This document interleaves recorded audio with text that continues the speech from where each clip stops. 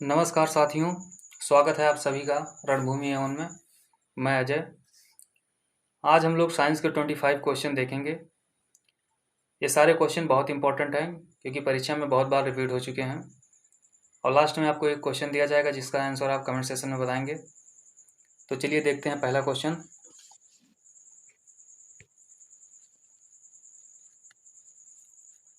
हमारा पहला क्वेश्चन है, निम्नलिखित में से कौन सी मूल भौतिक राशि है।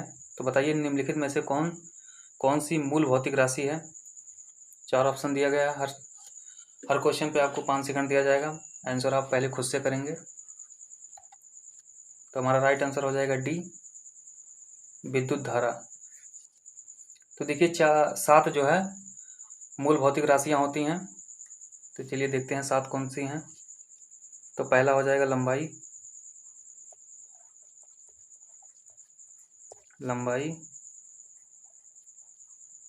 द्रव्यमान,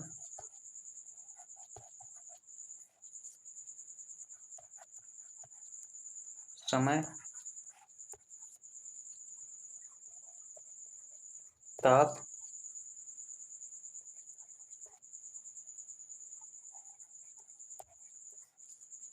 विद्युत धारा,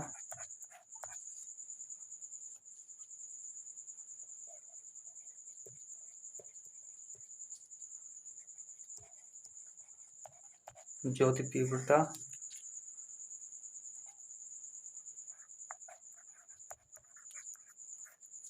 और पदार्थ का परिमाप। यही 7 वो भौतिक राशियां हैं। तो हमारा राइट आंसर हो जाएगा डी। चलिए आगे देखते हैं।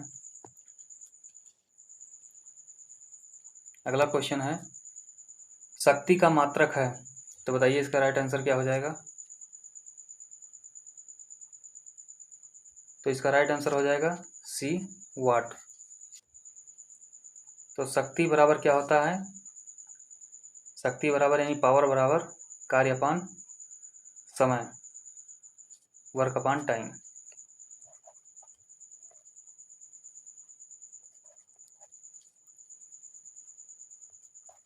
तो शक्ति बराबर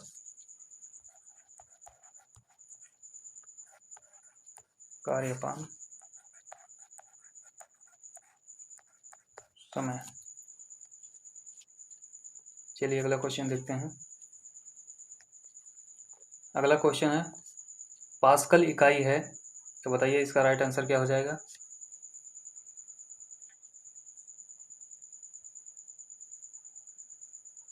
तो इसका राइट आंसर हो जाएगा डी,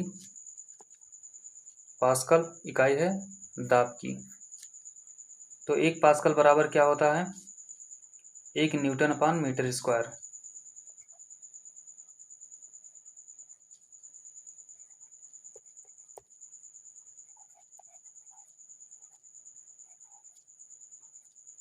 एक पास्कल बराबर होता है 1 न्यूटन अपान मीटर स्क्वायर।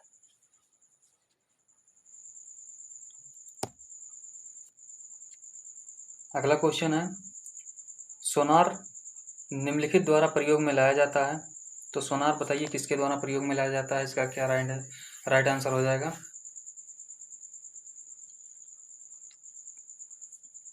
तो इसका राइट आंसर हो जाएगा सी, नौ संचालकों द्वारा सोनार प्रयोग में लाया जाता है।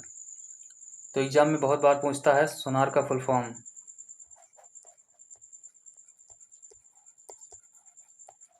तो देखते हैं इसका फुल फॉर्म क्या होता है। इसका फुल फॉर्म होता है sound navigation and ranging. Sound navigation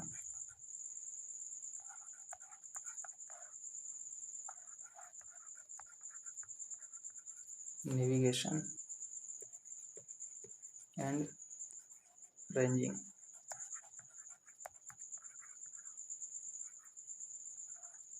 sound navigation and ranging. चलिए आगे देखते हैं।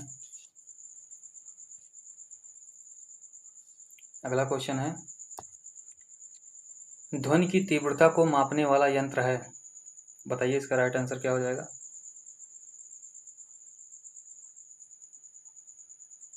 तो इसका राइट आंसर हो जाएगा बी, ऑडियोमीटर। तो देखिए इसमें दिया है एनीमोमीटर। तो एनीमोमीटर वायु की वेग की माप करता है। ये वायु की जो है वेग की माप करता है। इससे वायु की वेग की माप की जाती है।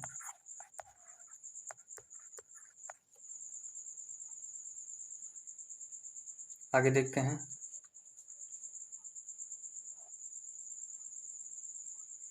अगला क्वेश्चन है, साधारण यंत्र किसी व्यक्ति की सहायता करता है, तो बताइए इसका राइट आंसर क्या हो जाएगा। तो इसका राइट आंसर हो जाएगा सी, कम बल का प्रयोग करके भी उतनी ही मात्रा में काम करने में। तो कोई भी यंत्र होता है उसमें बल बहुत कम प्रयोग होता है और जितना काम आदमी करता है उतना ही काम वो बहुत इजीली कर देता है। कोई भी यंत्र, जैसे कोई भी मशीन हुआ, अगर मशीन से कराएंगे तो कम बल लगेगा और उतना काम कर देगा आसानी से।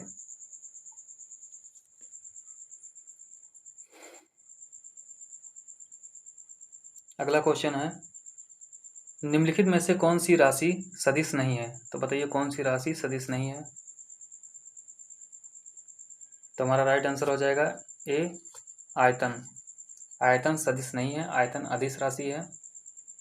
और सदिश राशि विस्थापन हो जाएगा, बल हो जाएगा, वेग हो जाएगा, और कौन सी है, त्वरण हो जाएगा, संवेग,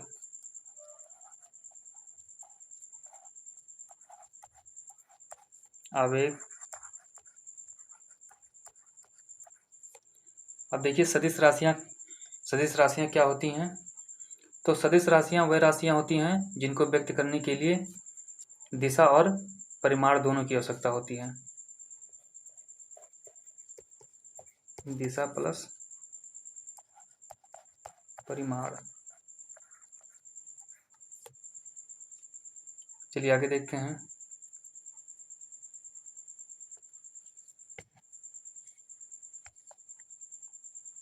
अगला क्वेश्चन है, एक ट्रेन जैसे ही चलना प्रारंभ करती है उसमें बैठे हुए यात्री का सिर पीछे की ओर झुक जाता है, जिसका कारण है, तो बताइए इसका राइट आंसर क्या हो जाएगा। कोई ट्रेन रुकी हुई है, वो जैसे ही चलना प्रारंभ करती है उसमें एक व्यक्ति बैठा है, उसका सिर जो है पीछे की ओर झुक जाता है, तो बताइए इसका राइट आंसर क्या हो जाएगा। इसमें कौन सा जड़त्व है। तो इसका राइट आंसर हो जाएगा बी, स्थिरता का जड़त्व। देखिए इसको याद करना बहुत ही आसान है। देखिए ट्रेन या कोई भी वस्तु है जिस कंडीशन में पहले रहेगी वही उसका जड़त्व हो जाएगा। जैसे मान लीजिए यहाँ ट्रेन क्या है, ट्रेन जो है स्थिर है। ट्रेन जो है चलना प्रारंभ करती है, यानी पहले वो खड़ी थी फिर इसके बाद चलना प्रारंभ की है, तो पहले वो खड़ी थी यानी स्थिर थी, तो स्थिरता का जड़त्व हो जाएगा। अगर ट्रेन चलती होगी फिर इसके बाद रुक जाएगी अचानक, तब भी रुकेगी तो भी व्यक्ति आगे की तरफ झुक जाएगा। तो अगर चल रही है ट्रेन तो उसके बाद रुकेगी, तो चल रही होगी तो हो जाएगा गति का जड़त्व हो जाएगा। अगर ट्रेन स्थिर है तो स्थिरता का जड़त्व हो जाएगा, यानी ट्रेन जिस कंडीशन में पहले रहेगी वही उसका जड़त्व हो जाएगा। चलिए आगे देखते हैं। अगला क्वेश्चन है क्वेश्चन नंबर 9, गुरुत्वाकर्षण का सिद्धांत किसने दिया, बताइए इसका राइट आंसर क्या हो जाएगा। ये सारे क्वेश्चन इंपॉर्टेंट है, सभी एग्जाम में कई बार पूछे जा चुके हैं। तो इसका राइट आंसर हो जाएगा ए, आइजैक न्यूटन। चलिए अगला क्वेश्चन देखते हैं।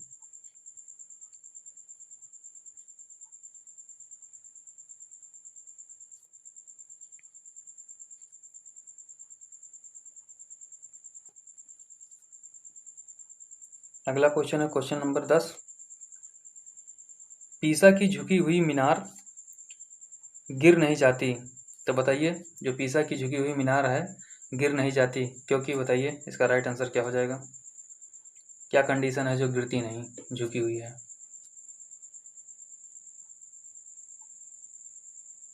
तो इसका राइट आंसर हो जाएगा बी, गुरुत्व केंद्र से जाने वाली ऊर्ध्वाधर लाइन यानी रेखा तल के अंदर रहती है, यही इसका राइट आंसर हो जाएगा। मगर जो शोधकर्ता हैं उनके अनुसार ये 2030 से 2050 तक पूरी तरह मतलब पूर्ण रूप से गिर जाएगी, ये उनका मानना है। 2030 से 50 तक गिर जाएगी। आगे देखते हैं क्वेश्चन नंबर 11। परमाणु नाभिक के अवयव हैं, तो बताइए इसका राइट आंसर क्या हो जाएगा।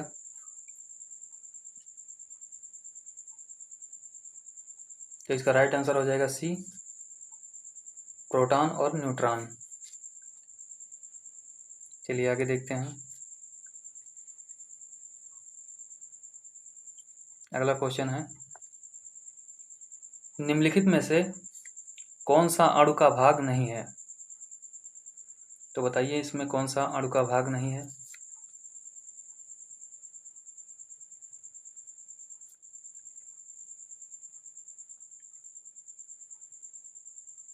तो हमारा राइट आंसर हो जाएगा डी, फोटॉन। तो इसमें इलेक्ट्रॉन, प्रोटॉन और न्यूट्रॉन होते हैं, फोटॉन नहीं होता। ये क्या होता है, फोटॉन जो है ऊर्जा का बंडल है जो प्रकाश की वेग से चलता है।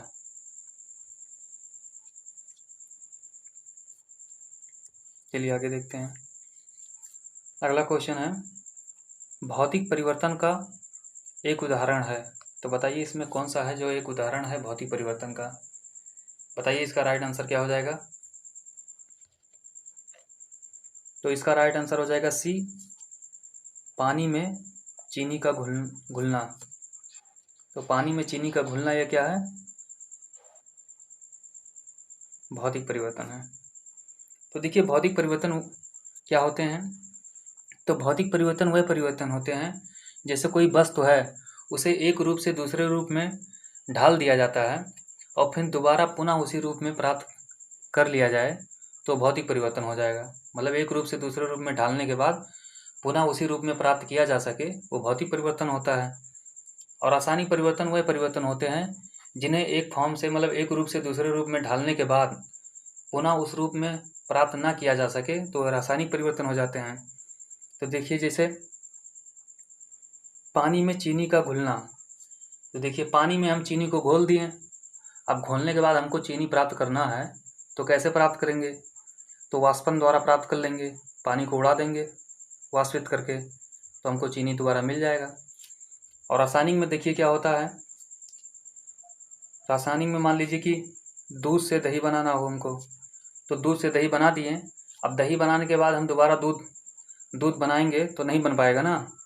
तो रासायनिक परिवर्तन वही होता है जिसको एक रूप से दूसरे रूप में ढालने के बाद परिवर्तन करने के बाद पुनः उस रूप में प्राप्त ना किया जा सके तो वही रासायनिक परिवर्तन हो जाता है।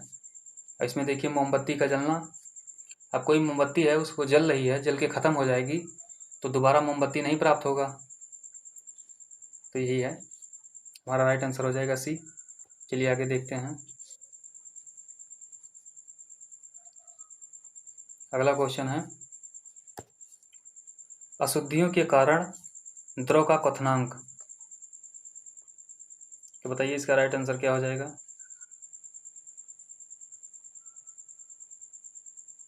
तो इसका राइट आंसर हो जाएगा ए, बढ़ जाता है।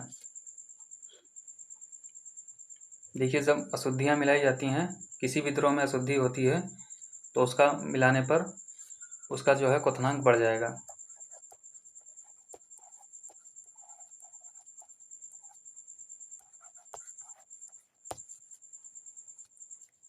चलिए अगला क्वेश्चन देखते हैं। अगला क्वेश्चन है, कोहरे में निम्नलिखित में से कौन सा कोलाइडी तंत्र अभिव्यक्त होता है? तो बताइए इसका राइट आंसर क्या हो जाएगा?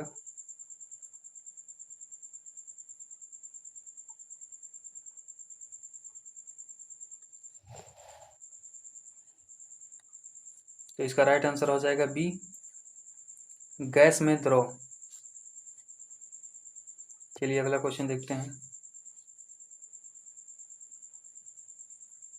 अगला क्वेश्चन है, यूनेस्को ने 2019 के उत्सव को रासायनिक तत्वों की आवर्त सारणी के अंतर्राष्ट्रीय वर्ष के रूप में इसके कितने साल पूरे होने का जश्न मनाया? तो बताइए इसका कहने का मतलब है, जब आवर्त सारणी को लॉन्च किया गया था तो 2019 में कितने वर्ष पूरे हो गए हैं, तो उसके जो है उपलक्ष्य में उस जश्न मनाया गया है। तो हमारा राइट आंसर हो जाएगा डी, 150 वर्ष। देखिए यूनेस्को ने कब लॉन्च किया था? यूनेस्को ने 1869 ईस्वी में आवर्त सारणी को जो है प्रकाशित किया था, और 2019 में कितने वर्ष हो गए? 150 वर्ष पूरे हो गए हैं। और ये रूसी वैज्ञानिक थे मेंडलीफ, इनके द्वारा जो है डिजाइन किया गया था आवर्त सारणी को। चलिए आगे देखते हैं। अगला क्वेश्चन है, भूपर्पटी में सर्वाधिक पाया जाने वाला तत्व। तो बताइए भूपर्पटी में सर्वाधिक पाया जाने वाला तत्व कौन सा है?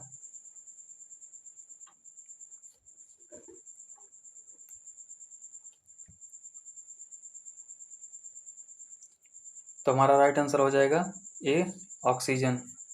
ऑक्सीजन सर्वाधिक पाया जाने वाला है। तो ऑक्सीजन कितना पाया जाता है? ऑक्सीजन 46.8% पाया जाता है। तो इसके बाद देखते हैं, ऑक्सीजन के बाद सिलिकॉन।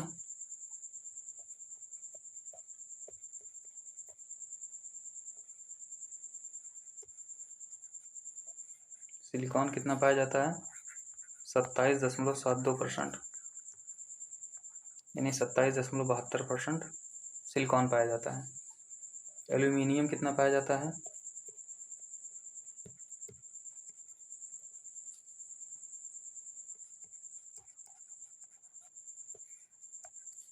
ये पाया जाता है 8.13%।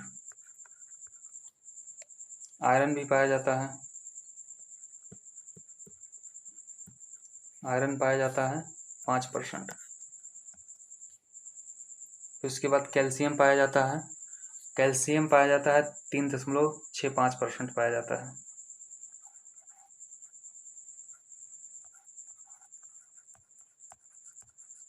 कैल्शियम पाया जाता है 3.65% पाया जाता है।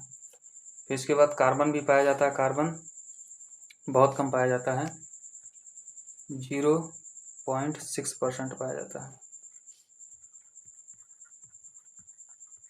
कार्बन। चलिए अगला क्वेश्चन देखते हैं।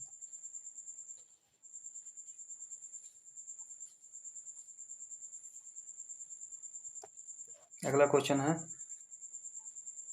सर्पों के विषय में जानकारी प्राप्त करना कहलाता है। बताइए इसका राइट आंसर क्या हो जाएगा? तो इसका राइट आंसर हो जाएगा बी, सर्पेटोलॉजी। देखिए इसमें दिया है हर्पेटोलॉजी, तो ये क्या होता है? ये उभयचरों तथा सरीसृपों का अध्ययन कहलाता है।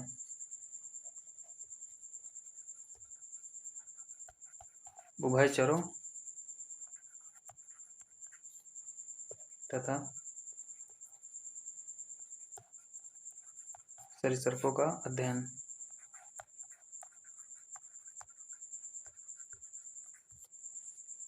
इस हर्पेटोलॉजी के अंतर्गत होता है।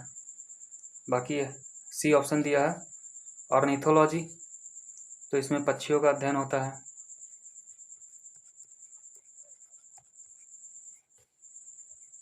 इसके बाद डी ऑप्शन है इक्थियोलॉजी, इसमें मछलियों का अध्ययन होता है।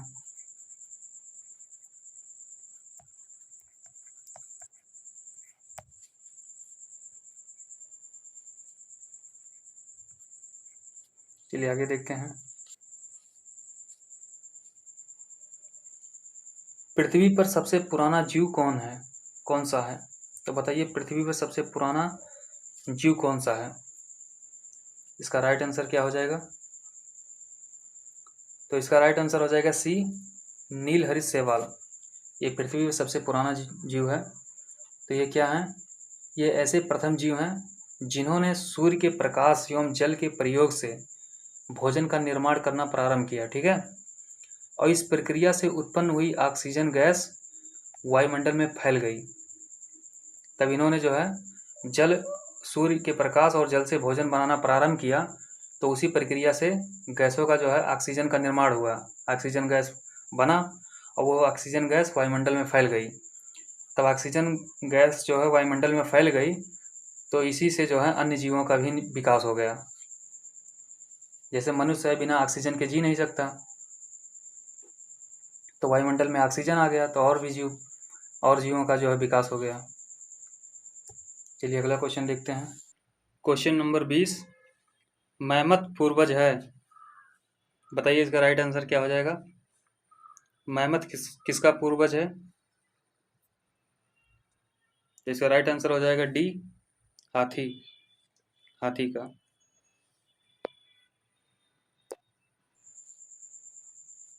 अगला देखते हैं। अगला क्वेश्चन है, सबसे बड़ा स्तनपायी कौन सा है? तो बताइए सबसे बड़ा स्तनपायी कौन सा है? इसका राइट आंसर क्या हो जाएगा? तो इसका राइट आंसर हो जाएगा बी, व्हेल मछली है। तो व्हेल मछली में जो है ब्लू व्हेल मछली जो होती हैं वो बहुत सबसे बड़ी स्तनपायी हैं, और इनका लंबाई कितना होता है?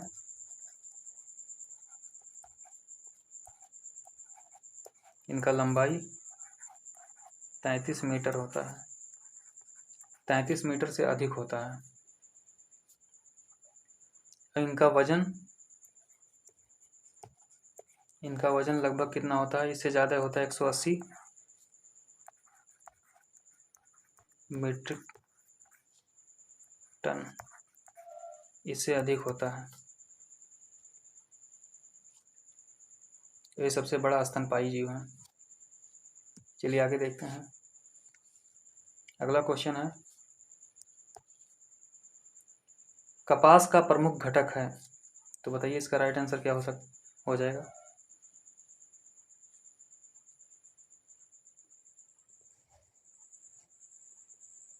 तो इसका राइट आंसर हो जाएगा डी, सेलुलोज।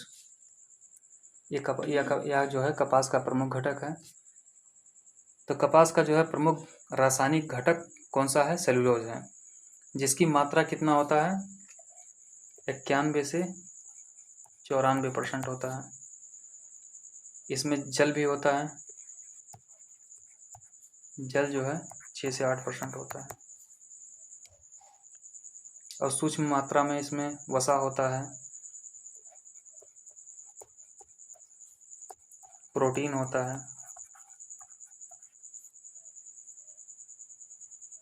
और प्रोटोप्लाज्मा भी होता है, और खनिज लवण, ये सब होते हैं बहुत कम मात्रा में। अगला क्वेश्चन देखते हैं। अगला क्वेश्चन है, वर्तमान आनुवांशिक विज्ञान का जनक कौन है? बताइए इसका राइट आंसर क्या हो जाएगा?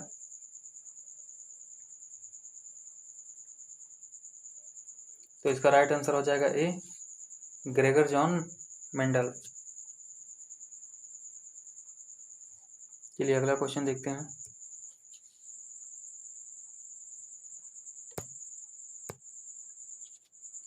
अगला क्वेश्चन है, किसी भी प्रजाति में गुणसूत्र संख्या।